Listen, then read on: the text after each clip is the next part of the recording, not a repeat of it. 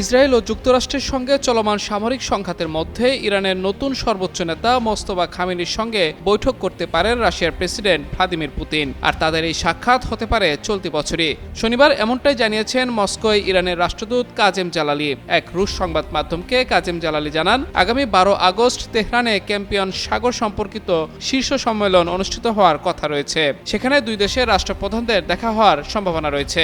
সেক্ষেত্রে এটি হবে অন্য কোনো দেশের রাষ্ট্রপ্রধানের সঙ্গে মোস্তফা খামেনির প্রথম বৈঠক। এর আগে গত 28 ফেব্রুয়ারি যুক্তরাষ্ট্র ও ইসরায়েলি হামলায় আয়াতুল্লাহ আলী খামেনি নিহত হওয়ার 9 দিন পর গত 8 মার্চ তার ছেলে মোস্তফা খামেনিকে নতুন সর্বোচ্চ নেতা হিসেবে ঘোষণা করে ইরান। নির্বাচিত হওয়ার পর 12 মার্চ প্রথম বিবৃতি দেন মোস্তফা খামেনি। রাষ্ট্রীয় টেলিভিশনে প্রচারিত বিবৃতিতে যুক্তরাষ্ট্র ও ইসরায়েলকে হুঁশিয়ারির পাশাপাশি চলমান যুদ্ধ নিয়ে বেশ কিছু নির্দেশনা দেন ইরানের নবনির্বাচিত সর্বোচ্চ এই নেতা।